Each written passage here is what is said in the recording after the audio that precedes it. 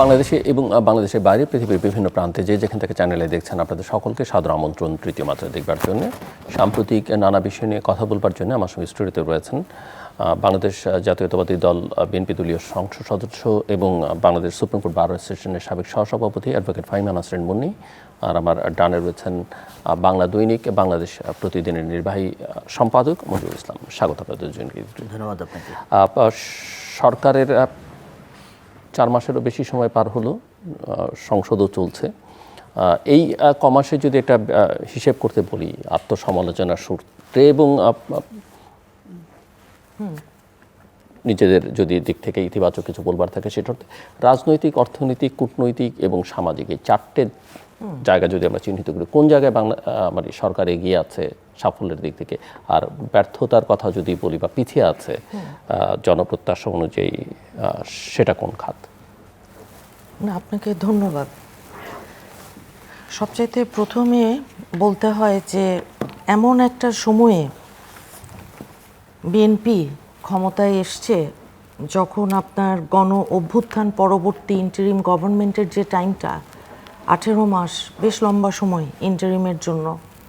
তার পরবর্তীতে বহু আমাদের একটা সংশয়, দ্বিধা, সন্দেহ কাজ করছিল, নির্বাচন হবে তো, সবার মনের মধ্যে একটু ছিল এটা। ইভেন নির্বাচনের এই 2-3 দিন আগেও রাস্তায় যখন আমরা বের হয়েছি, সাধারণ মানুষের সাথে আমাদের ইন্টারাকশন হয়, তখন একই প্রশ্ন করছে। আমি বললাম, আমাদের ভোট দিবেন তো? যারা চেনে জানে, যাই হোক, তো বলেছে হ্যাঁ দিব যদি নির্বাচনটা হয়। তো আল্লাহর রহমতে নির্বাচন হয়েছে এবং সেই সাথে 2/3 মেজরিটি নিয়ে বিএনপি এই রকম একটা সময়ে সরকার গঠন করেছে। রাজনীতি এবং সরকার, রাজনীতি এবং অর্থনীতি, রাজনীতি এবং সমাজনীতি সব কিছু মিলিয়েই বাংলাদেশের সাধারণ মানুষের মনের মধ্যে গত 4টা টার্মে লাস্ট রেজিম, যেটা একটা একদলীয় কর্তৃত্ববাদী ফ্যাসিস্ট একটা সরকার ছিল, তারা আপনার যেখানে নির্বাচন এবং ভোট বলে কোনো দুটো শব্দ ডিকশনারি থেকে একেবারে উঠিয়ে দিয়েছিল, সেই জায়গায় এসে যখন একটা সুযোগ সমতার ভিত্তিতে সমাজে তৈরি করা, ন্যায় বিচারের কথা আমরা যেমনটা বলছি, এবং সেই সাথে মানুষের নিরাপত্তা নিশ্চিত করবার যেই বিষয়গুলো আছে, সেই সবচাইতে বড় যেই অর্জন আমি বলবো এই অল্প কিছু দিনে এই সরকারের, বিএনপি সরকারের, সেটা হচ্ছে জনগণের আস্থা। যে একটা নির্বাচিত সরকারের ওপর জনগণ চিরদিন আপনার আস্থাশীল থাকে একটা অনির্বাচিত সরকারের চাইতে, একটা চাপিয়ে দেয়া সরকারের চাইতে। এখন সেই রকম অবস্থায় আমরা যখন দেখছি যে জনগণের চাহিদা এবং জনগণের মতামতের উপর এই সরকারটা সত্যিকার অর্থেই জনগণের সরকার হিসেবে কাজ করার যে পরিবর্তন একটা নিয়ে এসেছে, এটা শুধু আমি মানে বলার জন্য বলছি, বিষয়টা মোটে সেরকম নয়। এটা আপনারা নিজেরাও জানেন। আপনারা জানেন যে এই রকম একটা অবস্থায় কিছুদিন আগে বাজেট দেয়া হলো, একটা ভঙ্গুর অর্থনীতি রেখে গেছে ফ্যাসিস্ট যে সরকারটা ছিল, প্রতিটা প্রতিষ্ঠানকে তারা নষ্ট করে ভেঙে চুরমার করে দিয়ে গেছে। সেই জায়গা থেকে 9,38,000 কোটি টাকার একটা বাজেট, সেই বাজেটটা দিতে গিয়েও আমরা দেখেছি যে সাধারণ মানুষের নিত্য প্রয়োজনীয় দ্রব্যের, অতীতে যেমনটা আমরা দেখেছি যে ওই যে দাম বেড়ে যাওয়া, আদা রসুন পেঁয়াজ কিংবা তেল, অন্যান্য আমাদের নিত্যদিনের যেই জিনিসগুলো প্রয়োজন হয়, এইবার সেটা কিন্তু আশ্চর্যজনকভাবে দেখবেন যে একদম বাড়েনি। কেন? কারণ ওই যে বললাম নির্বাচিত সরকার, এটা মানে জনগণ যে আস্থা রেখেছে, জনগণ যে বিশ্বাস করছে যে শুধু ক্ষমতা বা বিশেষ কোনো কারণে এই সরকার নয়, আমাদের দেশনেত্রীর যেই অসম্ভব রকমের ত্যাগ এবং তিতিক্ষা আছে, বাংলাদেশের আজকে যে গণতন্ত্রের যে মহাসড়কে আমরা উঠেছি নির্বাচনের মাধ্যমে, সেখানে এবং আমাদের শহীদ রাষ্ট্রপতি জিয়াউর রহমান, ওনার যেই আদর্শ, যেই নীতি, সব কিছু মিলিয়েই ওনাদের দুজনের যে যোগ্য উত্তরসূরি হিসেবে আমরা দেখছি আমাদের আজকের সংসদ নেতা প্রধানমন্ত্রী, উনি তারেক রহমান সাহেব জনগণের ভাষায় কথা বলছেন। জনগণের চোখের দিকে তাকিয়ে উনি দেখছেন যে মানুষ কি চায়। বাজেটের পরে চিরদিনই আপনি জানেন যে একটা ডিনারের একটা রেওয়াজ আছে, সেখানে বহু টাকা রাষ্ট্রের অর্থমন্ত্রী হোস্ট করেন। হ্যাঁ, এটা সব সময় অর্থমন্ত্রী হোস্ট করবেন। যারা আমরা 350 জন আছেন সংসদ সদস্য, ওনারা আসবেন, একটা ইন্টারাকশন, কথাবার্তা, ডিনার। এটা উনি এবার কিন্তু বলেছেন না, এটা দরকার নেই, কারণ আমাদের এর বাইরেও মানে ওই ডিনারে আমরা অতীতে দেখেছি সাংবাদিকদের ইনভাইট করেন, সাংবাদিকরা আসেন, সিভিল গণ্যমান্য সোসাইটি, ব্যক্তি, ইকোনমি। হ্যাঁ, জি জি, যারা গণ্যমান্য আমাদের সমাজের বিভিন্ন জায়গায়, প্রত্যেকেরই তো অবদান আছে, কিন্তু এইবার এটা আমরা অ্যাফোর্ড করতে পারেননি, বলেছেন যে না, এটা দরকার নেই। কারণ আপনি দেখেছেন যে এর আগেও আমাদের এসি বিভিন্ন সরকারি অফিসে, ইনক্লুডিং প্রধানমন্ত্রীর যে অফিস আছে, আমরা যখন গেলাম দেখলাম 25 ডিগ্রি 26 ডিগ্রির নিচে আপনার ওটা নামছে না। যে ভাই কি হয়েছে, না এটা ইনস্ট্রাকশন আছে। কাজেই আমি মনে করি পরিবর্তনের যেই বাতাসটা, সেখানে আমরা একটা এমন সময়ে দাঁড়িয়ে আছি যে গণতান্ত্রিক যেই প্রক্রিয়া, সেখানে একটা নিয়মিত নির্বাচন, আমাদের মত প্রকাশের স্বাধীনতা যেটা ছিল না, ভয়ের সংস্কৃতি ছিল অন দ্য আদার হ্যান্ড, এবং সেখানে সংবাদপত্রের যে স্বাধীনতা, গণমাধ্যমের কথা বলবার যেই স্বাধীনতা, আমার গণমাধ্যমের ভাই বসা আছেন, আপনিও আছেন, এবং সেই সাথে অন্তর্ভুক্তিমূলক যে প্রতিনিধিত্ব যেটা আমরা চাই, যে নির্বাচিত জনগণের, এবং সেই সাথে ন্যায় বিচার এবং নিরাপত্তা। এখন হয়েছে আইন শৃঙ্খলার ব্যাপারটাই যদি আসি, হয়তো জনগণের প্রত্যাশিত, যেমন আপনি বলেছেন না যে কোন জিনিসটা আমি বলবো যে আমরা অ্যাচিভ করতে পারিনি এখনো, আমি বলি যে ইন্টারিমের সময় আমরা বারবার বলেছি যে আইন শৃঙ্খলা পরিস্থিতিটা কখনো আপ টু দ্য স্ট্যান্ডার্ড হয়নি, কখনো, মানে 18 মাসের কথা বলছি। আইন শৃঙ্খলা পরিস্থিতিটা আপনার ফ্লুইড ছিল। তো এখন আজকে সেই তুলনায় কিন্তু অনেকটাই আপনার বেটার ঘুরে দাঁড়িয়েছে, তবে it will take some time. কারণ আপনি জানেন যে এখানে প্রশাসনের যেই ব্যাপার, বিভিন্ন বাহিনীর যেই ব্যাপার, সেটা আওয়ামী লীগের যে 4টা টার্ম আমরা যদি ধরি 2008 থেকে 24, সেখানে কিন্তু কন্টিনিউয়াসলি এবং কনসিস্টেন্টলি আপনার ওই দলীয়করণ, রাজনীতিকরণ, পেশাদারিত্বের অভাব, যে কথাগুলো আমি সবসময় আমরা বলি, তো সেই রকম একটা অবস্থার পরে জনগণের অংশগ্রহণে, জনগণের মতামতকে গুরুত্ব দিয়ে একটা নির্বাচন এবং ভোট, এবং সেই সাথে যে সামাজিক এবং অর্থনৈতিক সবার জন্য সমান সুযোগ একটা তৈরি করে, কোনো রকম বৈষম্য যেন না থাকে, সেটা অর্থনৈতিক যে অবস্থা আছে সেটাকেও স্থিতিশীল রাখবার জন্য মাথায় রেখে আমরা যখন কথা বলছি, কাজ করছি এই অল্প কিছু দিনে, তখন মনে হচ্ছে সরকার জনগণের কথা শুনছে। সরকার শুনছে জনগণের কথা, আপনি শুনছেন? হ্যাঁ, ধন্যবাদ আপনাকে। আপার বক্তব্য শুনলাম।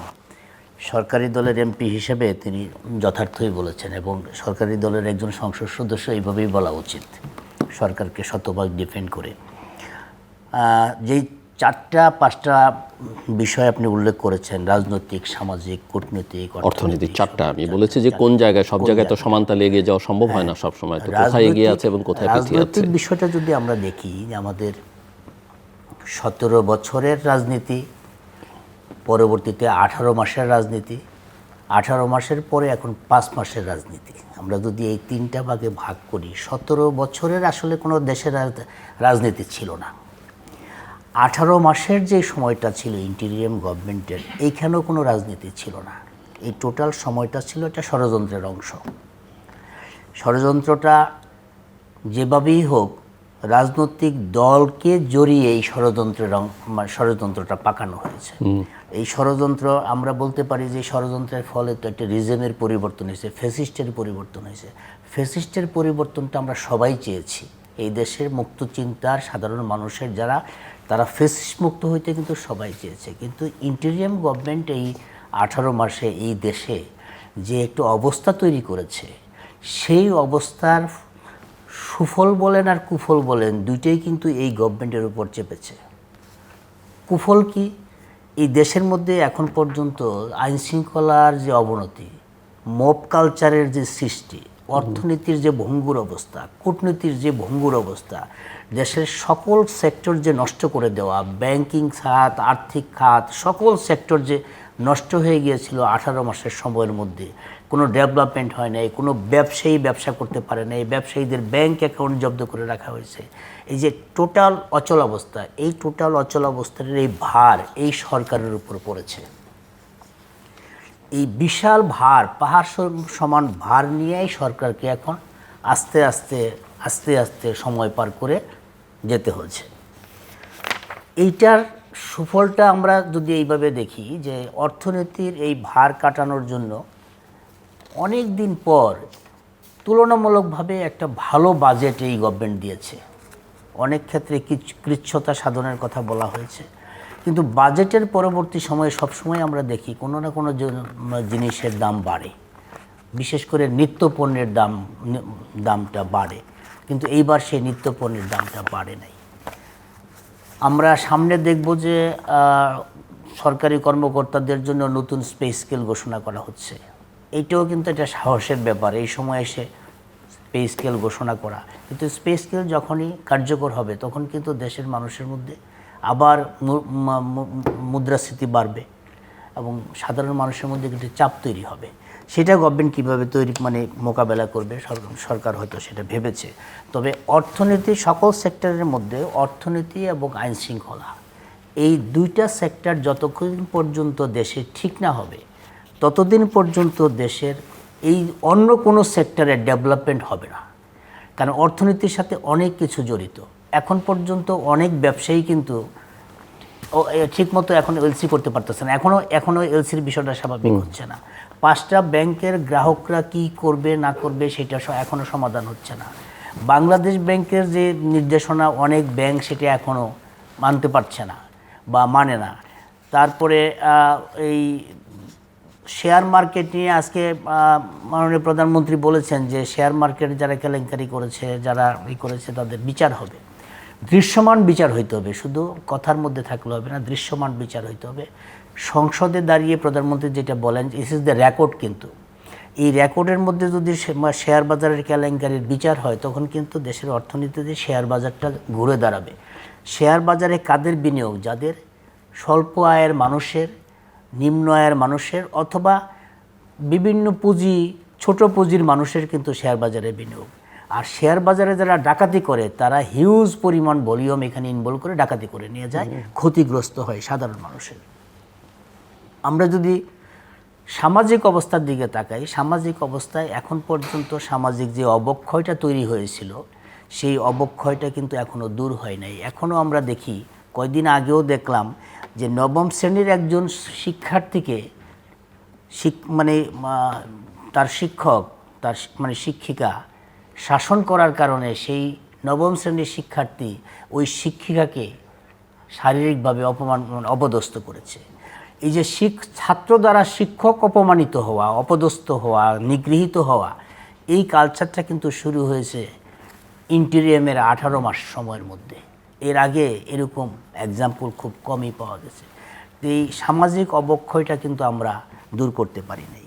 কূটনীতিতে যদি বলি যে কূটনীতিতে আমাদের 5 মাস সময়ের মধ্যে নানা রকম কূটনৈতিক চাপ ছিল। তার মধ্যে একটা বড় চাপ ছিল যে ইন্টেরিয়াম গভর্নমেন্ট আমেরিকার সাথে যে চুক্তিটা করে গেছে সেই চুক্তিটা আমার দেশের পক্ষে না বিপক্ষে, এটা নিয়ে নানা রকম কথাবার্তা হয়েছে এবং সেই চুক্তিটা প্রকাশ করার জন্য কথাবার্তা বলা হয়েছে। আমেরিকার একটা চাপ ছিল, ইন্টেরিয়াম গভর্নমেন্ট করেছে, অথবা যেভাবেই হোক এখন বলা হচ্ছে যে সকল রাজনৈতিক দলের সম্মতিতেই ইন্টেরিয়াম গভর্নমেন্ট সেই চুক্তিটা করেছে।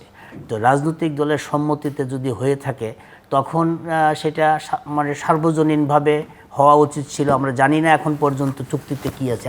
যে সমস্ত বিষয় আমরা জেনেছি সেই বিষয়টা হলো আংশিক জেনেছি। এরকম একটা সময়ে মাননীয় প্রধানমন্ত্রী তার প্রথম সফরে চায়না যাবে না, ভারত যাবে, কোনটা গেলে দেশের জন্য ভালো হয়, কোনটার মধ্যে কোন রাজনীতি আছে, সেই রাজনীতি যখন সাধারণ মানুষ হিসাব করতে শুরু করেছে এবং বিশিষ্টজন বা এই জাতীয় বিজ্ঞজন, আমাদের কূটনীতি নিয়ে যারা ভাবেন, তারা যখন এটা ভাবতে শুরু করেছেন তখন তিনি একটা ট্রাম্প খেলে দিয়েছেন। মালয়েশিয়া হয়ে তিনি চায়না চলে গেছেন। দুইটা কাজই হলো, আমার মালয়েশিয়াতে আমার শ্রমবাজার অর্থনীতির সাথে একটা সম্পর্ক তৈরি হলো এবং চায়নার সাথে তিস্তা চুক্তি সহ অনেক বড় কিছু ডিলের প্রতিশ্রুতি পাওয়া গেল। এখন এই যে আমরা কূটনৈতিক এই সফলতার যদি এই জায়গাটায় ধরি, এই সফলতা আমার ঘরে আনতে হলে কি করতে হবে? শ্রমবাজার যদি আমি ঠিক করতে চাই, শ্রমবাজার ঠিক করতে হলে আমার শুধু লেবার মালয়েশিয়া পাঠাইলে হবে না, আমার দক্ষ জনশক্তি তৈরি করতে হবে। এবং মালয়েশিয়াতে যে সমস্ত শ্রমিকরা অবৈধভাবে আছে বা লেবাররা বা জনশক্তি আছে তাদেরকে বৈধ করতে হবে। চায়নার সাথে তিস্তা চুক্তি সহ যে সমস্ত চুক্তি করেছি আমরা, সেইটা চুক্তি বা এমইউর মধ্যে সীমাবদ্ধ না রেখে বাস্তবায়ন করতে হবে। চায়নার সাথে এই তিস্তা নিয়ে কিন্তু ভারতের সাথে চায়না, চায়নার সাথে ভারত, এরকম একটা বিষয় আছে। এই জায়গায় সরকারের বড় সফলতা হবে যদি আমরা তিস্তা চুক্তিটা শুরু করতে পারি, তিস্তা কার্য শুরু করতে পারি। আর আরেকটা বিষয় আমি বলতে চাই যে ইন্টারিম গভর্নমেন্টের যে উচ্ছৃঙ্খল অবস্থা যে সময়টা তৈরি হয়েছে, সেই সময়টার টার্গেটটা ছিল অন্য, যে দেশের মধ্যে একটা বৈরী অবস্থা তৈরি করা যাতে নির্বাচনটা বিলম্বিত হয়। তো সেই নির্বাচনটা তারপরেও তারা 18 মাস সময় নিয়েছে, যে এখানে 3 মাসে করা উচিত। সেটা একটা অস্থিরতার বড় কারণ বলে মনে করেন। সো অ্যাডভোকেট ফাইমা নাসরিন মুন্নি, আপনি বলবেন, এবং আপনি যেহেতু বিএনপির আন্তর্জাতিক সম্পর্ক বিষয়ক সম্পাদক এবং উনি চীন সম্পর্কে বলেছেন, আমার শুধু একটাই প্রশ্ন যে আপনার কাছে, যে এই যে সম্পর্ক যেটা হলো, সেটা কি বাংলাদেশের পররাষ্ট্রনীতিতে নতুন ভারসাম্য তৈরি করবে কিনা, নাকি নতুন একটা নির্ভরশীলতার ঝুঁকি তৈরি করবে এবং এক ধরনের কূটনৈতিক ঝুঁকিও তৈরি করবে অন্যান্য শক্তির বিবেচনায়? দেখেন, ভূ রাজনীতি যেটা আছে, বিশ্ব রাজনীতি, আমাদের আঞ্চলিক রাজনীতি, আমাদের দেশের সাথে দ্বিপাক্ষিক যে সম্পর্কগুলো আছে, সব কিছু মিলিয়েই পরিবর্তিত একটা রাজনৈতিক প্রেক্ষাপট আমরা দাঁড়িয়ে আছি।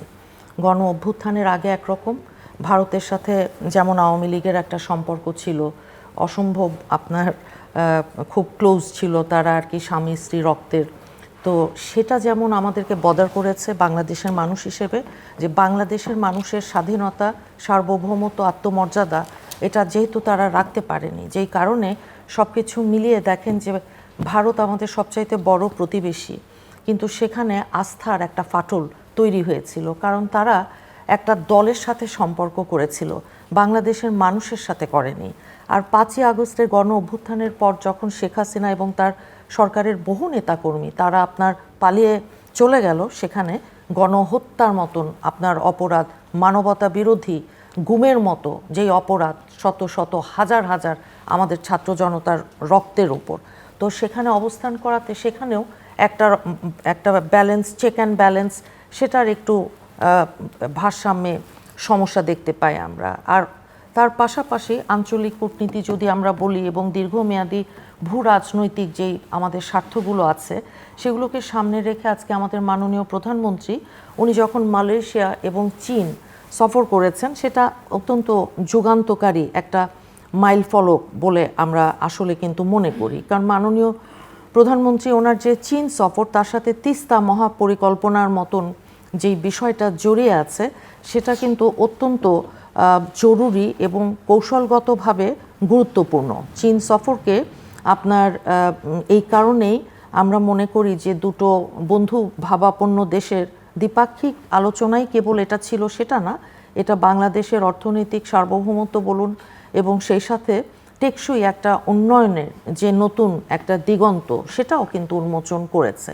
আর আপনি জানেন যে পৃথিবীর বেশিরভাগ দেশেই চায়না তাদের ব্যবসায়িক যে বিষয়টা আছে, সেটা এটাকে ব্যবসায়িক অর্থনীতি বলতে পারি, এটা অত্যন্ত স্ট্রং। এবং এই সফরের মাধ্যমে যেমন মালয়েশিয়ার শ্রম বাজারটা খুলে দেওয়ার ব্যাপার আছে, আমাদের প্রধানমন্ত্রী যাওয়াতে এটার একটা অত্যন্ত পজিটিভ ইম্প্যাক্ট হয়েছে। এবং সেই সাথে যে বাংলাদেশ এবং মালয়েশিয়া, বাংলাদেশ এবং চীনের মধ্যে বেশ কতগুলো গুরুত্বপূর্ণ সমঝোতা স্মারক এবং চুক্তি স্বাক্ষরিত হয়েছে, এর মধ্যে আমাদের দেশের কোটি কোটি মানুষের জীবন জড়িয়ে আছে, সেটা বারবার বলতে হবে তিস্তা। এখন তিস্তা মহাপরিকল্পনা যেটা করা হয়েছে, তিস্তা মেগা প্ল্যান, এখন উত্তরবঙ্গের আপনি জানেন যে বিস্তীর্ণ যে অঞ্চল, সেখানে তো বছরের পর বছর ধরে তিস্তার পানি সংকট, 54টা নদীর পানির ন্যায্য হিসার ব্যাপারও আছে, খরা, বর্ষা মৌসুমে নদী ভাঙনের যে শিকার আমরা হই, অর্থনৈতিকভাবে আমরা খুব ক্ষতিগ্রস্ত হই। তো সব কিছু মিলিয়েই এই ভূ রাজনৈতিক জটিলতা, স্থবিরতাকে ভেঙে আমরা তো মনে করি যে চায়নার সাথে এই মহাপরিকল্পনা বাস্তবায়নে যে সাহসী এবং একটা বাস্তবমুখী চুক্তি যেটা সই হয়েছে, সেটা উত্তরবঙ্গের অর্থনীতিকে যেমন আমূল একটা বদল এনে দিবে, সেই সাথে নদী খনন বলুন কিংবা জলাধার নির্মাণ, আধুনিক সেচ যেই ব্যবস্থাগুলো আছে, লক্ষ লক্ষ কৃষকের মুখে হাসি ফুটবে, এটা আমরা বিশ্বাস করি। এবং সেই সাথে বাণিজ্য ঘাটতি, যেটা আমি বলেছি, বাণিজ্য ঘাটতি কমানো, সরাসরি আপনার বিদেশি বিনিয়োগ বৃদ্ধি এবং প্রযুক্তির যে আদান প্রদান। এখন তো আমরা আর্টিফিশিয়াল ইন্টেলিজেন্সের যুগে বাস করছি। সেই আর্টিফিশিয়াল ইন্টেলিজেন্স দিয়ে তো আমাদের প্রধানমন্ত্রী একটা ম্যাজিক দেখিয়েছেন, বিশেষ করে আমাদের যে ট্রাফিক সিগন্যালগুলোতে। তো আমরা মনে করি যে এরকম বৈশ্বিক অর্থনীতিতেও আমরা একটা ভালো, যদিও চ্যালেঞ্জ আছে, যুদ্ধের কথা আছে ইরান এবং সেই সাথে ইসরায়েলের যে যুদ্ধ, সব কিছু মিলিয়ে আমরা মনে করি সামষ্টিক অর্থনীতিতে একটা শক্তিশালী ভিত্তি এই দুটো দেশের যেই সফর সেখান থেকে আসবে। এবং সেই সাথে শ্রমবাজার বিনিয়োগ বলুন মালয়েশিয়া সফরে, এবং আমাদের যারা প্রবাসী রেমিটেন্স যোদ্ধা যারা আছেন, ওনারা যেই একটা দ্বিপাক্ষিক সম্পর্কের ক্ষেত্রে একটা যুগের ঐতিহাসিক প্রেক্ষাপটে যেই তারেক রহমান সাহেব, আপনি জানেন যে বিদেশে যাওয়া, এটা কিন্তু শহীদ প্রেসিডেন্ট জিয়াউর রহমান সাহেবের সময় উনি এটা খুলে দিয়েছিলেন। এবং সেই সাথে গার্মেন্টস আজকে যখন 50 লক্ষের অধিক শ্রমিক যারা কাজ করছেন, নারী শ্রমিক সহ, সেটাও কিন্তু শহীদ প্রেসিডেন্ট জিয়াউর রহমানের সময়। কাজেই মালয়েশিয়ার এই সফরটাকেও ইতিবাচকভাবে দেখি আমি, যে এটা একাধারে সফল একটা কূটনৈতিক মিশন বলে মনে করি।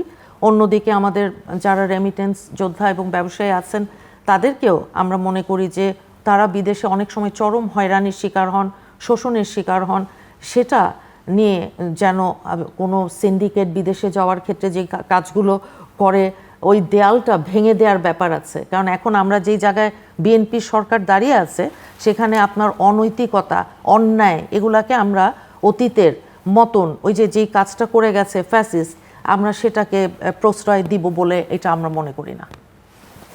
আপনি বিশ্বাস করেন?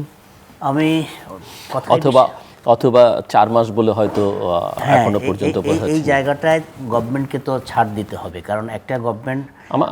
আমার একটা প্রশ্ন আছে যে আমরা দেখছি যে প্রধানমন্ত্রীর কথা আপনিও বলেছেন, উনিও বলেছেন, এবং যেখানেই অনিয়ম বা নানা রকমের অভিযোগ উঠছে নানা বিষয় সম্পর্কে, ব্যক্তি সম্পর্কে সরকারের, প্রধানমন্ত্রী সিদ্ধান্ত দিয়ে দিচ্ছেন, মানে সেগুলো বাতিল করছেন সঙ্গে সঙ্গে, যেটা বাতিল ওনার একটা নির্দেশ যাচ্ছে। কিন্তু এই বাতিল করাটাই যথেষ্ট কি না? আমরা কিন্তু ওই রকম খবর পাচ্ছি না যে এই কাজগুলো যারা করছেন তাদের কোনো শাস্তি হচ্ছে। হ্যাঁ, এই জায়গাটায় আমি আপনার সাথে একমত। আমি অ্যাড করতে চাই একটু এর সাথে, যেমন ধরেন আপাও যে কথাটা বলেছেন, আমিও প্রসঙ্গটা তুলেছি যে চীনের সাথে বা আমাদের যে সম্পর্কটা, আরেকটা এই জায়গায় ডিপ্লোমেসি আছে যে বাংলাদেশের বিনিয়োগ আকর্ষণ করার জন্য বিডার একটা কার্যালয় কিন্তু চীনে হচ্ছে, যেটা মাননীয় প্রধানমন্ত্রীর উদ্যোগে, যেটা বিডার একটা কার্যালয় চায়নাতে হচ্ছে। এর মধ্যে প্রধানমন্ত্রীর বেশ কিছু উদ্যোগ আছে, সেটা হলো তো ওনার যেই স্বাভাবিক জীবনযাপনেও কিন্তু সরলতা আছে এবং খুব সিম্পল জীবনযাপনের আমরা চিত্র দেখি। উনি অনেক সময় সচিবালয় থেকে হেঁটে ওসমানী উদ্যানে চলে যাচ্ছেন, এইটা কেউ চিন্তা করতে পারে না, আগে আমরা কখনো চিন্তা করি নাই। 3টা বই সমস্ত স্কুলগুলোতে কেনার একটা প্রাইমারি স্কুলে, সেই আমার প্রশ্ন হচ্ছে বাতিল করলেন এই সিদ্ধান্ত যারা দিলেন? হ্যাঁ, আমি সেটাই বলছি, সেই 3টা বই তিনি বাতিল করলেন। আবার ব্যানার ফেস্টুনে তার ছবি এবং তার নাম যাতে না থাকে সেটাও বাতিল করলেন। হ্যাঁ, যেটা আপনি প্রশ্ন করলেন যে এই জায়গাটায় আমরা এখন পর্যন্ত দেখি নাই যে এটা কারণ মন্ত্রীবর্গের সঙ্গে সংশ্লিষ্ট বিষয়ে উনি নির্দেশ দিয়ে দিচ্ছেন, বাতিল হয়ে যাচ্ছে, নির্দেশ দিচ্ছেন, কিন্তু এইটার এখন মানে মানুষ এটা পছন্দ করছে। কিন্তু প্রশ্ন হচ্ছে যে রিসিভ করছে এই বার্তাটা অন্যদের মধ্যে সঞ্চারিত করতে হলে যে পরিমাণ অ্যাকশন দরকার, সেই অ্যাকশনটা দেখা যাচ্ছে। এবং এই জায়গাটায় হলো যে বিএনপির মধ্যে অথবা বিএনপি সরকারের মধ্যে কিছু হাইব্রিডের খুব দ্রুত জন্ম হচ্ছে, কিছু হাইব্রিড বিএনপির খুব দ্রুত জন্ম হচ্ছে, যারা ত্যাগী নেতা অথবা বিএনপিতে বলছেন না আপনি সরকারে বলছেন? বিএনপি সরকার দুইটাতেই, দল এবং সরকার দুইটাতেই ত্যাগী নেতা অথবা ত্যাগী মানে দলকে পছন্দ করে, মানে ওই রকম কর্মী না, কিন্তু জিয়া রহমানের আদর্শ, বেগম জিয়ার আদর্শ পছন্দ করে। এরকম মানুষগুলাকে যারা নির্মোহভাবে ধানের শীষের ভক্ত, ধানের শীষকে ভোট দিয়ে আসছে, ধানের শীষ পছন্দ করে, জিয়া রহমানকে পছন্দ করে, এই হাইব্রিডটা তাদেরকে এখন ট্যাগ লাগাচ্ছে তারা জামাত। এর ফলে যতগুলা পেশাজীবী সংগঠন আছে, যেমন সাংবাদিকতায় আমাদের একটা পেশা আছে, আপাদের সাবেক পেশা আইনজীবীদের আছে, কৃষিদের আছে, ডাক্তারদের আছে, সাবেক পেশা না, ওনারা এখনো আমরা পেশা। এখন আজকেও করতেছি। সবগুলো পেশাজীবী সংগঠনের মধ্যে লয়ারদের এমপি হওয়ার একটা সুবিধা আছে, প্র্যাকটিসটা সারা পৃথিবী সবখানে লয়াররা। সেটাই বলছি। সবগুলো পেশাজীবী সংগঠনের মধ্যে এই হাইব্রিডরা বিভাজন তৈরি করে দিচ্ছে। যে বিভাজনের কারণে যারা পোর খাওয়া এবং ত্যাগী তারা আস্তে করে সরে পড়ছে, হাইব্রিডরা এখন দাপাড়া বেড়াচ্ছে। এর ফলে আস্তে আস্তে যখন এই প্র্যাকটিসটা চলতে থাকবে, সেইটা আগামী এই যে স্থানীয় সরকার নির্বাচনে এর প্রভাব পড়বে।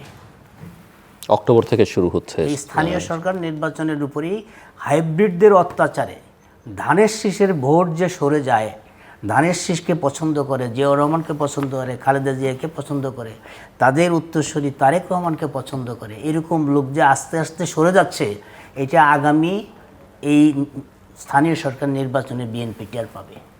সরকারের মধ্যে আপনি দেখেন অনেকগুলো বিতর্কিত লোককে এখন পর্যন্ত বিভিন্ন গুরুত্বপূর্ণ জায়গায় বসিয়ে রাখা হয়েছে, এবং এটা কারা বসাচ্ছে সেটাও কিন্তু কেউ জানে না। এখন সরকারের মধ্যে যখন এরকম বিতর্কিত লোককে বিভিন্ন জায়গায় বসায়, বিতর্কিত লোক তো উৎপেতে থাকে, কারণ সে বিতর্ক তৈরি করতে জানে।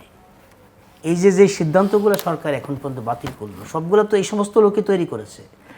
তারা এই সিদ্ধান্ত দেওয়ার পরে, যেমন বইটার ব্যাপারে সিদ্ধান্ত দেওয়ার পরে, সেই কর্মকর্তা ওই চেয়ারে বসে থাকে কিভাবে? বসে থাকার কথা না।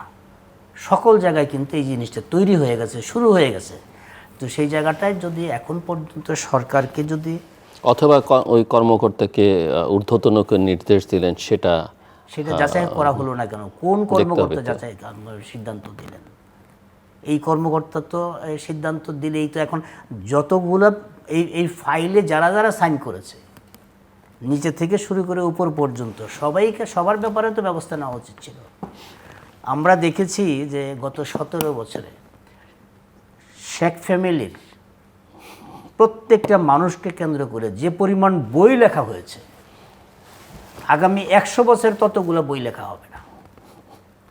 তো এখন তো দেখতেছি বিএনপি ক্ষমতায় আসার পরে যে পরিমাণ তারেক রহমান, খালেদা জিয়া, কোকো, জিয়াউর রহমান ওনাদেরকে নিয়ে যে পরিমাণ বই লেখার প্রতিযোগিতা শুরু হয়ে গেছে, যে পরিমাণ বইফুর সংগঠনের জন্ম দেওয়া শুরু হয়ে গেছে, এতে তো এইটা যদি চলতে থাকে, তখন তো জিয়াউর রহমানের আদর্শ বাস্তবায়ন, ধানের শীষের আদর্শ বাস্তবায়ন, সবার আগে বাংলাদেশ, এই স্লোগান তো চাপা পড়ে যাবে।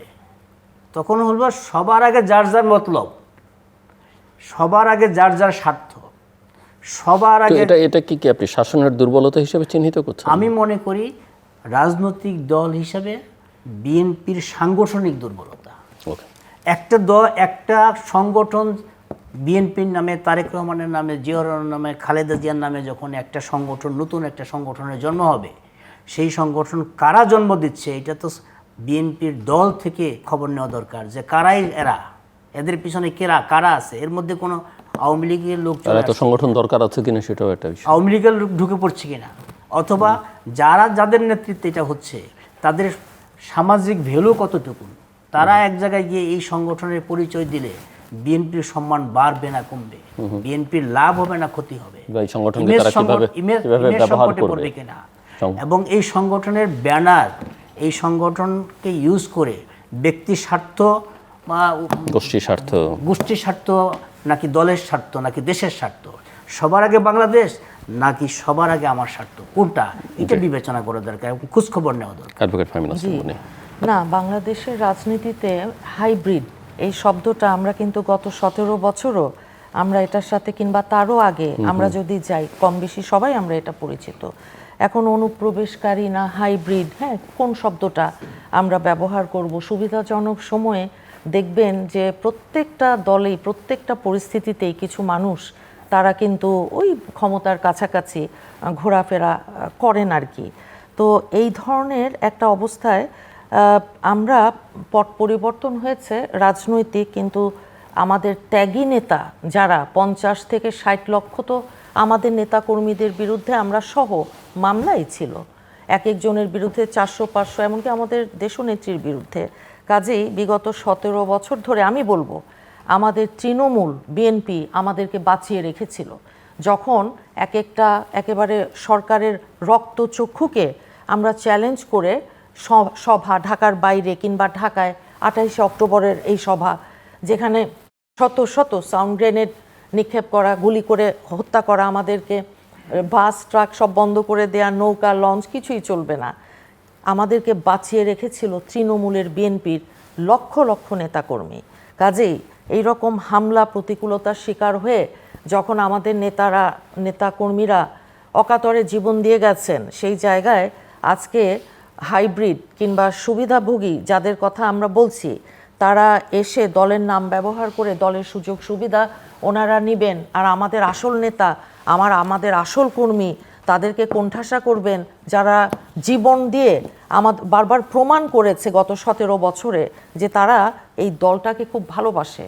এখন কেউ কেউ আমরা দেখছি দলের নামে চাঁদাবাজি বলুন, আরও বিভিন্ন, এবং সেই সাথে সাংগঠনিক ব্যবস্থাও নেওয়া হয়েছে, টেন্ডারবাজি বলুন কিংবা অন্যান্য আরও যে অপকর্ম, এই রকম জিনিসগুলো আসলে না আমাদের দলেরও যেমন আপনার ভাবমূর্তি ক্ষুণ্ণ করে, একই সাথে কিন্তু তৃণমূলের ত্যাগী নেতাকর্মীদেরও মনক্ষুণ্ণ করে। কাজেই প্রশাসনে বিএনপির অনেকেই আমরা অনেক সময় বলি যে বিগত দেখেন সরকারের আমলে যারা সুবিধাভোগী ছিল, এখন তাদের আদর্শে বিশ্বাসী কর্মকর্তা কর্মচারী প্রশাসনে বাহিনীতে নাই, তারা তো ভাই সবাইকে একেবারে at a time lakh lakh, আমরা মানুষের কথা বলছি স্তরে স্তরে, আমি যদি 17 বছর ধরি, তো এটা কি প্র্যাকটিক্যালি সম্ভব, পসিবল যে আমরা সবাইকে একবার অ্যাট এ টাইম? না, সেটা যদি না হয় তো কেউ কেউ অতি উৎসাহে যারা আছেন আমরা জানি, তারা আবার এখন খোলস পাল্টে সুবিধা নেওয়ার আপনার চেষ্টা করছেন। এখন রাজনৈতিক আমাদের যে পরিভাষা, সেখানে এদেরও অনেকে হাইব্রিড বা আপনার ওই সুযোগ সন্ধানী সুবিধাভোগী হিসেবে আখ্যায়িত করছে। এদেরকে ধরেন অ্যাডমিনিস্ট্রেশনে বা ব্যুরোক্রেসিতে যারা আছেন, তারা যে সরকার আসুক, যে পলিটিক্যাল সরকার, তার বিশ্বাস যাই হচ্ছে রং বদলানো, সে তার হয়েই কাজ করবে, এটাই স্বাভাবিক, তাতে কোনো অসুবিধা নেই। কেউ যদি ইভেন কেউ যদি আওয়ামী লীগের সময় ওই সরকারের জন্য অন্যায়ভাবেও কাজ করে থাকে, মানে তার নিয়ম বহির্ভূতভাবেও, তারপরেও যদি সে এই সরকারের নীতি বাস্তবায়নে কাজ করে, আপনি যতক্ষণ না শাস্তি দিতে পারছেন বা শাস্তি দেওয়ার, আর সবাইকে তো আপনি সরিয়ে ফেলতে পারবেন না। কিন্তু আমার প্রশ্ন হচ্ছে যে তারা যদি রং বদলে অতিরিক্ত কিছু করে, যে উদাহরণটা নিয়ে আমরা, এবং সেটা তো নিশ্চয়ই আপনার দলের কারো না কারোর সঙ্গে যোগ সাজস করে, এইটাই আমি বলছি, এর বাইরে করার কিন্তু খুব একটা সুযোগ আছে বলে মনে হয় না। যোগ সাজস ছাড়া করার সুযোগ নেই। যোগ সাজসে যদি করে, দেখেন আমরা, যে তুমি আমাকে কিছু বেনিফিট দাও, আমি তোমাকে কিছু সুবিধা দিই, এখন এইটা তো একটা পরিবেশ তৈরি করে দিই। হ্যাঁ, কিন্তু এইটা তো আমাদের একটা কঠোর অবস্থান নেয়ার কথা বলে আমি মনে করি, কারণ এখানে শাস্তিমূলক ব্যবস্থা যেমন থাকবে, যে এই রকম একটা শৃঙ্খলা ভঙ্গ কিংবা অপকর্ম বিভিন্ন সময়, এটার মধ্যে আপা একটু দেখেন, আমি একটু বলি যে যেই 3টা বই, এই 3টা বই যদি কেনার সুযোগ পেত 3জন রাইটার এবং 3টা প্রকাশক, বাংলাদেশে কতগুলা বই, মূলত 2জন লেখক, একজনের 2টো বই, বাংলাদেশে কতগুলা বই না ঘাপটি মেরে আছে। তো আমি তো মনে করি অত্যন্ত কঠোর থেকে কঠোর এবং নির্দেশনা। সবচেয়ে বড় কথা যে বইগুলো, সেই বইগুলো প্রাইমারি স্কুলের জন্য, মানে এটি তাদের তো মানের দিক থেকে খুব নিম্নমানের। না, আমি সেই আলোচনায় যাচ্ছি না। এটা যদি বিশ্ববিদ্যালয় লেভেল বা অন্য লেভেলে বলতো যে ঠিক আছে, এই প্রাইমারি স্কুলের বাচ্চাদের তো এগুলো পড়ার কোনো সুযোগ নেই। এখন হয় কি, আপনার কি মনে আছে যে গত 17 বছরে প্রাইমারি স্কুলের সিলেবাসকে কিভাবে ম্যানিপুলেট করেছিল ওই ফ্যাসিস্ট সরকারটা? সেই কথাটা আমরা অল্প স্বল্প ভয়ের সংস্কৃতির ভেতর আমরা কিন্তু কন্টিনিউয়াস বলে গেছি। এখন হয় কি, তারা তো কোমলমতি, ওই যে মাটির দলার মতন ছোট ছোট শিশুরা, সাইকোলজিতে বলে, চাইল্ড সাইকোলজিতে 5 বছরের ভিতর একটা শিশুর মনোজগৎ যেটা তৈরি হয় সেটা কমপ্লিট হয়ে যায়। এরপরে আপনি অ্যাড করতে পারেন কিংবা বিয়োগ করতে পারেন, যোগ করতে পারেন, আমূল পরিবর্তন হবে না। মানে 9 থেকে 90 হবে না, 9 10 হতে পারে, 9 15 হতে পারে। কাজেই এগুলার মধ্যে এমন এক ধরনের আপনার, আমি বলি সুদূর প্রসারী এমন এক ধরনের চক্রান্ত আছে, এমন এক ধরনের একটা আপনার প্ল্যান আছে, পরিকল্পনা আছে, যেটাকে আমরা আইনের ভাষায় বলি দুরভিসন্ধি। হ্যাঁ, এটা কোনো ভালো বুদ্ধিতে আমরা করব না, আপনি করবেন না, আমি করব না, কিন্তু যারাই করে, যারাই করুক, এটা তাদের একটা লং টার্ম এবং মিড টার্ম একটা পরিকল্পনার অংশ হিসেবেই তারা করে। তারা মনে করে এটা ইনভেস্টমেন্ট, যে এটা এমন করলাম, ওই যে বললাম মাটির, এখন আপনাকে আমি কাপ বানাতে হলে তো এটার একটা মোল্ড, একটা জিনিস লাগবে, কাজেই ওই জায়গায় এটা খুব রিস্কি। এটা আমি মনে করি যে আমাদের সরকার সঠিকই করেছেন, এবং এর সাথে সবাইকেই সতর্কতামূলক একটা আগাম বার্তা দেওয়া উচিত যে কিছু কিছু জায়গা আছে, কোনো এই যে আমরা যতই হাইব্রিড বিএনপি বলি, যতই আমরা যাই বলি, যেটা আমরা আওয়ামী লীগের বেলায় দেখেছি করছে, এবং মানুষ তাদেরকে কি পরিমাণ ঘৃণা ভরে প্রত্যাখ্যান করছে। কাজেই আমি মনে করি, কারণ আমরা লক্ষ লক্ষ নেতাকর্মী তো ডাইরেক্ট ভুক্তভোগী এইসবের, কাজেই আমরা মনে করি না যে আমি মনে করি আমার দলের শীর্ষ নেতৃত্বে যারা আছেন ওনারা এই শুদ্ধি অভিযান বলি আর কড়া সাংগঠনিক ব্যবস্থা বলি, এটার মধ্যে থাকতে হবে। কারণ না হলে মানে পুনরাবৃত্তি হবে আওয়ামী লীগের কাজের, আওয়ামী লীগের কর্মের, ওইটা আমি দুঃস্বপ্নেও ভাবতে চাই না, কারণ ওটা আমরা পছন্দ করিনি। মঞ্জুর ইসলাম, আমরা এতক্ষণ তো অনেক ভারী ভারী বিষয় নিয়ে আলোচনা করলাম, কিন্তু সাধারণ মানুষ দিন শেষে বিচার করে কিভাবে যে সরকারটা ভালো চলছে কি না, সে স্বস্তিতে থাকতে পারছে কিনা, তার নিরাপত্তা আছে কিনা। আপনি আইন শৃঙ্খলা পরিস্থিতির কথা বলছিলেন, সে বাজারে গিয়ে তার আয়ের সঙ্গে সঙ্গতি রেখে বাজারটা করতে পারছে কিনা, এবং এই যে আমরা যদি স্বাস্থ্য খাতের দিকে তাকাই, এই যে হাম, ডেঙ্গু, এইসব সমস্যার সমাধান, মানে এইসব সুচিকিৎসা সে পাচ্ছে কিনা, বা এটাকে প্রিভেন্ট করা যাচ্ছে না, এই সমস্যাগুলো, এই যে সাধারণ মানুষের সঙ্গে সরাসরি সংশ্লিষ্ট বিষয়গুলোতে আপনি কি মনে করেন সরকার কতখানি? না, সরকারের সফলতা এখন পর্যন্ত এই সমস্ত ক্ষেত্রে দেখা যাচ্ছে না, কারণ 4 মাস সময়ের মধ্যে সরকার ইচ্ছে করলে পারবে না। কারণ দেখেন, আমরা যদি আপনার যেটা বলে হামের কথাই যদি আমি ধরি, হাম তো এই সরকারের সৃষ্টি না, হামের যে প্রকোপটা হয়েছে এই সরকারের সৃষ্টি না, কোনোটাই এই সরকারের সৃষ্টি না, কিন্তু মানুষ তো আর শেষ পর্যন্ত কতদিন সেটা বিবেচনা করবে। কিন্তু বিষয়টা হলো যে এই সময়ে এসে খুব দ্রুত হামের টিকাটা সংগ্রহ করা উচিত ছিল, খুব দ্রুত সময়ের মধ্যে, যেটা বিগত সময়ের মধ্যে ইউনিসেফের থেকে না এনে অন্য জায়গা থেকে এনে যে বিলম্বিত করা হয়েছে সেটা করা উচিত ছিল। আর আমি যেটা বলেছি যে দেশের অর্থনীতি এবং আইন শৃঙ্খলা, এই দুইটা জায়গার যতক্ষণ পর্যন্ত আপনার, আমরা বলছি না যে 100-এ 100, অর্থনীতি বিশেষ করে আমি ইনফ্লেশনের কথা বলছি, যেটা 100-এ 100 আমি অর্থনীতি বাংলাদেশের প্রত্যাশা করতে পারি না, আমি 100-এ 100 আইন শৃঙ্খলাও প্রত্যাশা করতে পারি না, কিন্তু ফার্স্ট ডিভিশন মার্ক তো থাকবে। তো সেই জায়গাটায় আমি যদি 60% পর্যন্ত আপ টু দ্য মার্কে না যেতে পারি, এই দুইটার সাথে সব কিছু জড়িত, অর্থনীতি এবং আইন শৃঙ্খলা, এই দুইটার সাথে প্রত্যেকটা মানুষকে টাচ করে, কিন্তু যতক্ষণ পর্যন্ত না এই দুইটা জায়গায় মানে অন্তত 60% মানে মার্কিংয়ে আমরা না যেতে পারবো, ততক্ষণ পর্যন্ত দেশের প্রত্যেকটা মানুষ বলবে না যে এই সরকারের কাছে আমি খুব বেশি ভালো আছি অথবা সহনশীল অবস্থায় আছি। এখন পর্যন্ত মানুষ সহনশীল অবস্থাটা বলার পর্যায়ে কিন্তু আসে নাই, কারণ এখন পর্যন্ত বেকারত্ব আছে, এখন পর্যন্ত অনেকগুলা গার্মেন্টস, অনেকগুলা ইন্ডাস্ট্রি কিন্তু বন্ধ হয়ে গেছে।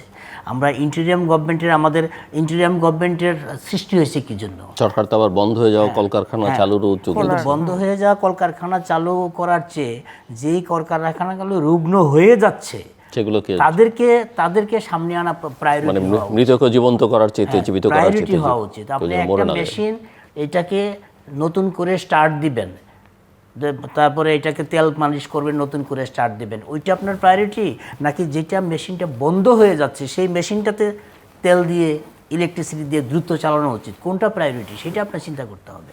কারণ যে সমস্ত ব্যবসায়ী, বিশেষ করে বাংলাদেশের মতো দেশে সরকার যতটা না বিনিয়োগ, সরকার যতটা না কর্মসংস্থান তৈরি করতে পারে, তার চেয়ে 100 গুণ বেশি পারে বেসরকারি খাত। এই বেসরকারি খাতকে যখনই আপনি প্রায়োরিটি না দিবেন, ব্যবসায়ীদের নিয়ে আপনি না বসবেন, ব্যবসায়ীদের সমস্যার সমাধান করার জন্য আপনার পক্ষ থেকে কোনো রকম তড়িৎ গতিতে কোনো উদ্যোগ আপনি না নেবেন, ততক্ষণ পর্যন্ত আপনার দেশের মধ্যে কর্মসংস্থান হবে না, অর্থনীতির গতিশীলতা বাড়বে না, ব্যবসায়ীদের মধ্যে আস্থা তৈরি হবে না, নানা রকম ঘুষগাছ ব্যবসায়ীদের মধ্যে চলতে থাকবে। তো সেই কারণে ব্যবসায়ীদের মধ্যে এখন এই জায়গাটায় এখন একটা বিষয় আসছে যে বিভাজন তৈরি হচ্ছে, অমুক ফ্যাসিস্ট ব্যবসায়ী, এইটা সেটা। কিন্তু বাংলাদেশের এমন একটা অবস্থা, কোনো গভর্নমেন্টের সাথে ব্যবসায়ীরা সম্পর্ক না রেখে, এটা কি এমন একটা দেশ যে একজন ব্যবসায়ী সে ইনভেস্ট করে একটা ইন্ডাস্ট্রি করবে, সরকারের সাথে সম্পর্ক না রাখলেও সে ব্যাংক লোন পাবে, সরকারের সাথে সম্পর্ক না রাখলে সে ইলেকট্রিসিটি পাবে, গ্যাস পাবে। বাংলাদেশ কি সেই দেশ? সুতরাং সরকারের, আমাদের দেশের সিস্টেমটাই হলো এরকম যে ব্যবসা করেন আর যাই করেন সরকারের লোকের সাথে সম্পর্ক থাকতে হবে। সেই সম্পর্ক থাকতে গিয়ে বিগত সময়ে কেউ খুব বেশি মানে জড়িয়ে গেছে, কেউ অল্প জড়িয়ে গেছে, কম বেশি সবাই জড়িয়েছে। এখন সবাইকে যদি আপনি ফ্যাসিস্ট বানিয়ে ফেলেন, তখন দেশের অর্থনীতিতে একটা স্ট্যাগনেন্ট অবস্থা তৈরি হবে। এখন যদি আমি ফাঁসির আসামিকে ক্ষমা করে দিতে পারি, যদি আমি একজন বড় অপরাধীকে জেলখানা থেকে বের করে আনতে পারি, তো যেই ফ্যাসিস্টের সাথে ব্যবসায়ীদের সম্পর্ক ছিল তাদেরকে ক্ষমা করে দিয়ে তাদেরকে যদি আবার নতুন করে তাদের ব্যবসা চালু করা, ইন্ডাস্ট্রি চালু করা, কর্মসংস্থানের ব্যবস্থা করা এবং দেশের অর্থনীতিতে কাজে লাগানোর এরকম একটা সুযোগ যদি তৈরি করে দেই, তখন হয়তো সরকারের জন্য এটা সহায়ক হবে। কারণ এই মুহূর্তে বেকারত্ব সাংঘাতিক বড় একটা বিষয়, কিন্তু এবং কর্মসংস্থান নিশ্চিত করা সেটা সরকার, কারণ আমাদের আন্দোলনটা হয়েছে কিন্তু চাকরির দাবিতে। নিঃসন্দেহে। না, কর্মসংস্থান বলুন, বেকারত্ব বলুন, ভঙ্গুর অর্থনীতি বলুন, আমি তো বলেছি প্রত্যেকটা জিনিস আমরা ইনহেরিট করেছি। এটা ওই ফ্যাসিস্ট যে একদলীয় কর্তৃত্ববাদী একটা সরকার ছিল তাদের কাছ থেকে 4 মাসের, না ঠিক আছে, আপনি কতদিন এটা বলতে পারবেন, মানুষ এটা কতদিন, এটা ফ্যাক্ট, এটা ফ্যাক্ট, এবং প্রতিটা মানুষ এটা জানে। আর 4 মাস একটা সরকারের জন্য হানিমুন পিরিয়ড হয়তোবা শুধু শেষ হয়েছে, কারণ এটা খুবই অল্প, ছোট্ট, স্বল্প একটা সময়। কাজেই এটা বাংলাদেশের মানুষও অবিবেচক সেটা আমি মনে করি না। আর ভাইয়ের একটা কথা বলি, যে ফ্যাসিস্ট যারা ব্যবসায়ী আপনি বললেন, এমন ব্যবসায়ী, এমন ফ্যাসিস্টের সাথে সম্পর্কও তো আমরা দেখেছি। যখন জুলাই আগস্ট এই 36 দিনের তুমুল গণ অভ্যুত্থান, সেখানে হাজার হাজার ছাত্র জনতাকে যখন মানে রক্তের ওপর দেশটা ভাসছে, সেই সময় তো বলেছে কেউ কেউ যে যেভাবেই হোক আমরা আপনাকে ক্ষমতায় রাখবো। শেখ হাসিনাকে বলেনি? ওই ফ্যাসিস্টকে আমাদের দরকার নাই, ওই ব্যবসায়ীকে আমাদের দরকার নাই, বুঝছেন? কারণ অনেক জিনিস আছে, অনেক কিছু মাপ করা যায়, কিন্তু যেই মায়ের বুক খালি হয়েছে ওই মা সেই ফ্যাসিস্ট আর তাদেরকে কোনোদিন মাপ করবে না। যারা আমাদের হাজারের ওপর নেতাকর্মীকে গুম করেছে, সেই মা ওই ফ্যাসিস্ট তাদেরকে মাপ করবে না। আর মাপ যখন তারা চাইবে, অনুশোচনায় দগ্ধ হবে, তারপরে দেখা যাবে যে সেটা তখন কি হয়। দেখেন, হামের টিকা বলেন, ইন্টারিম গভর্নমেন্ট, কিংবা তারও আগে আওয়ামী লীগ, এখন তারা ওই টিকা না কিনে সময় মতন এই যে ছোট ছোট শিশুগুলোর জীবন, এর থেকে মর্মান্তিক কিছু আমাদের মতো মানুষের কাছে এটা হতে পারে না।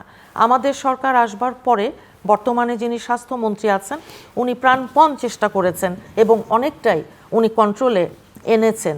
আপনি জানেন যে আমরা বলছি যে এই বাজেটটাকে জেন্ডার ফ্রেন্ডলি একটা বাজেট, কারণ আপনি দেখেন যে যেমন ফ্যামিলি কার্ডের মতন একটা বিষয় এখানে আছে নারীদের জন্য গঠনমূলক, শক্তিশালী, আবার তরুণদের জন্য কিন্তু স্টার্ট আপ ব্যবসা শুরু করবে, সেখানে প্রণোদনা, সেখানে তাদের জন্য অনেক কিছুই রাখা হয়েছে। এবং আমরা যে কর্মসংস্থান, বেকারত্ব, তরুণ প্রজন্মের একটা সিংহভাগ, হ্যাঁ আমাদের জনসংখ্যার তারা আছে, সংসদে আমরা কথা বলেছি, শুনছি যে তাদের জন্য কিন্তু দেখবেন বাজেটে পরতে পরতে যেই প্ল্যান রাখা হয়েছে, এটার যদি আপনি মনে করেন 60%ও এটা আপনার হয়, প্রয়োগ হয়, তাহলেও কিন্তু আমরা মনে করি সামনে ধীরে, কিন্তু এমন না যেটা আলাদিনের আশ্চর্য প্রদীপ আমরা পাইনি, আমাদেরকে দিয়ে গেছে উল্টোটা, দৈত্য, দুর্নীতির দৈত্য দিয়ে গেছে, প্রদীপের অপোজিটটা অন্ধকার রেখে গেছে। এখন এই রকম একটা অবস্থায় আপনি অর্থনীতি বলুন, রাজনীতি বলুন, একটা চেঞ্জ, একটা সিনারিওতে এটা হয়তো বা একটু সময় সাপেক্ষ ব্যাপার, কিন্তু একটা গণতান্ত্রিক সরকার, নির্বাচিত সরকার, যারা জনগণের একেবারে প্রত্যক্ষ ভোটে নির্বাচিত ম্যান্ডেট দিয়ে যাদেরকে সংসদে পাঠিয়েছে, তারা ওই ইভেন প্রধানমন্ত্রীর বেলায় যেমন বলছেন অনেক কিছু, ওনার যে পজিটিভ অ্যাটিটিউড আমরা দেখছি, আমার তো মনে হয় আমরা ওনার সাথে ওই পেসটা রাখতে পারছি না আমরা, কারণ এটা ওনার যেই অসম্ভব পজিটিভ একটা ইমেজ বাই দিস টাইম তৈরি হয়েছে, এবং যেটা উনি মিন করেন, উনি বলছেন কাজ করছেন আমাদেরকেও। কোন প্রধানমন্ত্রীকে কোনোদিন দেখেছেন যে সকাল 9টা থেকে রাত 9টা পর্যন্ত বসে থাকেন? কাজেই ওনাকে মানে এখন পর্যন্ত আমরা যা দেখছি এটা খুব ডিফারেন্ট একটা বাংলাদেশ, এটা নতুন একটা বাংলাদেশ, এটা পরিবর্তনের একটা বাংলাদেশ, যেখানে আমাদের জেনে শুনে অন্যায়কে আমরা প্রশ্রয় দিব এটা আমি মনে করি না। সাদাকে সাদা এবং কালোকে কালো বলবো। একটা কথা আপনার বলি, আপনি যেমন বলেছেন সঠিকভাবে বলেছেন, বহু ঘটনা ঘটেছে অতীতে, বিচার দেখতে পাচ্ছেন না। দেখেন একটা ছোট শিশুর যে পল্লবীতে, আমি ওর নাম বলছি না, খুব যে আলোচিত আলোড়িত যেই মামলাটা, আপনারা মিডিয়াতে থেকেও বারবার ওই বাচ্চাটার নাম বলা এবং বাচ্চাটার পরিবারের সদস্যদের আমি বলি এক্সপোজ করা, এটা না জানেন আলটিমেটলি একটু অসুবিধা হয়। যাই হোক, সেই শিশুটার খুব অল্প দ্রুততম সময়ের মধ্যে ধর্ষক যে শিশুটাকে যে হত্যা করেছে সোহেল রানা, ওর নামটা বরং বারবার বলি আমরা, এবং তার স্ত্রী, এখন তাদের তো আপনার ফাঁসির যেই রায় হয়েছে, আমি তো মনে করি একজন আপনার আইনজীবী হিসেবে, একজন রাজনৈতিক কর্মী হিসেবে, যে এটাকে সর্বোচ্চ গুরুত্ব দিয়ে আইন শৃঙ্খলার কথা আপনি যেটা বলেছেন, যে সেটা আমিও বলি, আমরাও দেখছি এটা স্লোলি গ্র্যাজুয়ালি হচ্ছে, যেটা তো ভালো হচ্ছে। তা আমি বলি যে শিশু ধর্ষণ কিংবা নারী ধর্ষণের মামলাগুলোয় 50 থেকে 100 জনের ফাঁসি দিয়ে দিতে হবে এখন, যাদের already those who are in condemn prison. আমি তো মনে করি ওদের একদম ফাঁসি দিয়ে সমাজে একটা মেসেজ দিয়ে দিক যে ডোন্ট ডু দ্যাট, খবরদার, হ্যাঁ, যে স্টপ ইট। আমি আসি আপনার কাছে, আমি একটু শেষের দিকে, মঞ্জুর ইসলাম ক্লোজিং রিমার্কস দেবেন। না, আপনারা ঠিকই বলেছেন যে যারা শেখ হাসিনা বা ফ্যাসিস্টের সাথে ছিল তাদের ওই সমস্ত ব্যবসায়ী তো দরকার নেই, এটা আমি আপনার সাথে একমত। কিন্তু আবার প্রথমত আমি তোমাকে চাই, শেষ পর্যন্ত আমি তোমাকে চাই, তাকে কিন্তু আবার ডান দিকে বসাই নিয়ে আপনারা কাজ করতেছেন। এটাও কিন্তু সমাজের জন্য একটা ব্যাড মেসেজ, যে যারা প্রথমত তোমাকে চাই, শেষ পর্যন্ত তোমাকে চাই, তারা যদি আপনার সাথে থাকতে পারে তো অন্যরা থাকলে সমস্যাটা কি? এই প্রশ্ন কিন্তু সমাজের মধ্যে আছে। এখন এই 4 মাস সরকারের সময়ের মধ্যে কনক্লুশনে আমি যে জিনিসটা বলতে চাই, 4 মাস হানিমুন সময় পার হয়ে গেছে, কিন্তু এখন কিন্তু মানুষ চিন্তা করবে এই সরকারকে আমরা কিভাবে দেখব, এবং এইটার প্রভাব কিন্তু আগামী স্থানীয় সরকার নির্বাচনের উপর পড়বে। ইতিমধ্যে কিন্তু দলের, বিশেষ করে বিএনপির যারা যারা স্থানীয় সরকার নির্বাচনে প্রার্থী হবে, তারা কিন্তু বিভিন্ন জায়গায় অনেকগুলা, তো 10-12 জন করে প্রার্থী কিন্তু এখন পর্যন্ত মাঠে নেমে গেছে। আর অপোজিশনে যারা আছে তারা কিন্তু একজন প্রার্থী দিয়ে তাদের জায়গায় তারা মুভ করতেছে। এটাও কিন্তু একটা বড় মেসেজ হবে যে যারা একজন প্রার্থী দিয়ে দলীয় শৃঙ্খলা রক্ষা করে মাঠে নামছে, আর যারা 10-12 জন প্রার্থী হয়ে মাঠে নামছে, এই জায়গাটা যদি কন্ট্রোল করা না যায়, আর স্থানীয় সরকার নির্বাচনে যদি অপোজিশনের বেসটা শক্ত হয়ে যায়, তো সরকারের জন্য পরবর্তীতে একটু কঠিন সময় হয়ে যাবে। কারণ স্থানীয় সরকার নির্বাচনটা এই সরকারের জন্য না, সকল সরকারের জন্যই খুব গুরুত্বপূর্ণ। স্থানীয় সরকার নির্বাচনের সাথে তৃণমূলের একটা সম্পর্ক থাকে। এই তৃণমূল যার শক্তিশালী হবে, আগামী 5 বছর সে ভালোভাবে থাকবে। ধন্যবাদ। অ্যাডভোকেট ফাহমি। জি, সাধারণ একটা পলিটিক্যাল সায়েন্সের একটা খুব পপুলার যে সেইং আছে, বক্তব্য, সেটা হচ্ছে যে গভর্নমেন্ট কখনো খুব জনপ্রিয় হয় না। তো যাই হোক, এই সরকার, সেটা আমাদের যিনি প্রধান আছেন, উনি আবার এটাকে মনে হচ্ছে অল্প সময়ের ভেতর বেশ ভুলই প্রমাণ করেছেন। আমরা বলছি যে আমরা হয়তো বা ওনার সাথে সমান তালে হাঁটতে আমাদের, হ্যাঁ, যে কথাগুলো বলেছেন। তবে আমি মনে করি আপনারা যে শেষের যে বক্তব্যটা, স্থানীয় সরকার নির্বাচন আমাদের সামনে, আমাদের খুলনা বিএনপির অনেকেই আমরা একসাথে কোর্টে কথা বলছিলাম, এই স্থানীয় সরকার নির্বাচনে আমাদের যারা নীতি নির্ধারক আছেন, আমি আশা করব যে ওনারা এখন থেকেই অত্যন্ত সিস্টেমেটিকভাবে এবং শৃঙ্খলার সাথে ওইটা চিন্তা ভাবনা নিশ্চয়ই তারা করছেন। কারণ কি, এটাই ওনাদের কাজ, যে তৃণমূলে সরকার যখন ফর্ম করে একটা দল, একটা সংগঠন, সেখানে কিছু ভালো ঘটনা, খারাপ ঘটনা দুটোই থাকে, কিন্তু দিনের শেষে ভালোটার পাল্লা ভারী হতে হয়, আর খারাপ কিছু থাকে সেটাকে আপনার শাস্তিমূলক ব্যবস্থা বলুন এবং অন্যান্য শৃঙ্খলার মধ্যে আনা। তো সব কিছু মিলিয়ে আমি বলবো যে আমাদের শহীদ প্রেসিডেন্ট জিয়া রহমানকে আমরা ভালোবাসি এবং সেই সাথে আমাদের দেশনেত্রীকে আমরা অসম্ভব ভালোবাসি। তো কাজেই এই দুজন, ওনাদের যিনি এখন আমার সন্তান আমাদেরকে নেতৃত্ব দিচ্ছেন, আমরা মনে করি যে সরকার এবং দল এই দুটো জিনিসকে আলাদা করতে হবে। সরকারের ভেতর দল বিলীন যদি হয় আর দলের ভিতর সরকার, সেটা খারাপ মেসেজ দেয় সমাজে, এবং সেটা আসলে একটা সংগঠনের জন্য, আমি সেলফ ইভ্যালুয়েশন, আপনি একটা শব্দ উচ্চারণ করেছেন, আমার খুব প্রিয় শব্দ সেটা। আমি বারবার মনে করি যে সেলফ ইভ্যালুয়েশনের জায়গাটা অসম্ভব স্বচ্ছ এবং অনেক বড়। দর্শক, অনুষ্ঠানের শেষ প্রান্তে আমরা সামাজিক যোগাযোগ মাধ্যম ফেসবুক, এক্স এবং ইউটিউবে তৃতীয় মাত্রা লাইভ স্ট্রিম হচ্ছে, আপনারা দেখতে পারেন। টেলিভিশনের পর্দায় দেখতে না পারলে যে কোনো সময় যে কোনো স্থান থেকে ইউটিউবে তৃতীয় মাত্রা চ্যানেলটি সাবস্ক্রাইব করে এই পর্ব বা পুরনো পর্বগুলো আপনারা দেখতে পারেন। মিস্টার মঞ্জুরুল ইসলাম এবং অ্যাডভোকেট ফাহিম নাসরিন মুন্নি, অসংখ্য ধন্যবাদ এই আলোচনা করার জন্য। দর্শক, বাংলাদেশের কথা কেউ অস্বীকার করবে না যে অবশ্যই যারা দেশকে ভালোবাসেন, গণতন্ত্রকে ভালোবাসেন, যারা বহুদিন পরে একটা নির্বাচন দেখে খুশি হয়েছেন যে এই সরকারটা একটা ধ্বংসস্তূপের মধ্য থেকে যাত্রা শুরু করেছে, রাজনৈতিকভাবে, অর্থনৈতিকভাবে, সামাজিকভাবে, সকল দিক থেকে, সাংস্কৃতিকভাবে। আরেকটু সুবিধাজনক অবস্থায় থাকতে পারতো সরকার যদি অন্তর্বর্তীকালীন সরকারটা ঠিকঠাক মতো কাজ করতো, কিন্তু তারা আসলে সেই অর্থে কোনো কাজ করেনি। এখন প্রশ্ন হচ্ছে যে এই কথা কিন্তু বাংলাদেশের জনগণ শুনতে অভ্যস্ত। 15 বছর দেশ শাসন করবার পরেও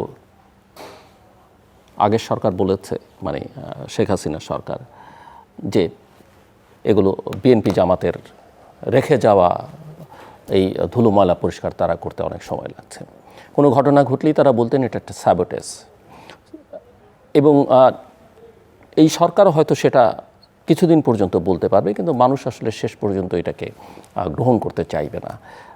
গ্রহণ করবে যখন সে এই যে ছোট ছোট বিষয় মানুষকে অনেক ইরিটেট করে, যেগুলো আমরা দেখছি যে প্রধানমন্ত্রী একটা ঘটনা ঘটলেই তিনি সিদ্ধান্ত দিয়ে বাতিল করে দিচ্ছেন, কিন্তু এই ঘটনাগুলো সবগুলো সংবাদপত্রের পাতায় আসে না। সাধারণ মানুষকেও একদম স্থানীয় পর্যায়ে বিরক্ত করে এই রাজনৈতিক নেতাকর্মীদের বা তাদের সঙ্গে যুক্ত হওয়া, নেক্সাসে যুক্ত হওয়া প্রশাসনের কর্মকর্তাদের ক্রিয়াকর্ম। এই জায়গায় সরকারকে অনেক বেশি সতর্ক থাকতে হবে। মানুষ যদি দেখে যে হ্যাঁ, আমিও পাচ্ছি না, অন্য কেউ সুবিধাটা, বাড়তি সুবিধাটা নিচ্ছে না, তখন কিন্তু মানুষ সরকারকে সমর্থন করবে, নিজে কষ্ট স্বীকার করতে চাইবে। অ্যাডভোকেট ফাহিম নাসরিন মুন্নি বলেছেন যে সরকার এবং দলকে একাকার করলে চলবে না। মঞ্জুরুল ইসলাম এই কথা সমর্থন করেন, এটা সবাই আমরা জানি। এটা করলে আসলে সরকারের জন্য বিপদ, দলের জন্য বিপদ, এবং শেষ পর্যন্ত দল আর দল থাকে না। দল না থাকলে কি হয় সেটা আমরা আওয়ামী লীগকে দিয়ে বুঝতে পারছি এখন পর্যন্ত, যে তাদের নিজেদেরও একটা রাজনীতি করতে চাওয়ার মতো ঘোষণা দেওয়ার শক্তি তাদের নেই কিন্তু। এবং আরেকটা বিষয় এখানে যোগ করতে হবে যে রাষ্ট্র এবং সরকারকে এক করে ফেলে চলবে না। অনেক সময় দেখি, উনি আইনজীবী, ডানে যিনি তিনি সাংবাদিক, আমরা সরকারের বিরুদ্ধে কিছু বললেই সেটাকে রাষ্ট্রদ্রোহিতা হিসেবে বা রাষ্ট্রবিরোধী বক্তব্য হিসেবে চিহ্নিত করবার চেষ্টা করি। সেটাও যেন এই সরকার ভবিষ্যতে, এখন পর্যন্ত করেছে আমি বলছি না, কিন্তু ভবিষ্যতে যেন এগুলো করা থেকে বিরত থাকে, কারণ এগুলো শেষ পর্যন্ত সরকারের জন্য, রাজনৈতিক দলের জন্য কোনো মঙ্গল বয়ে আনে না। আমাদের সঙ্গে থাকবার জন্য অসংখ্য ধন্যবাদ। আপনাদের সবার জন্য শুভকামনা।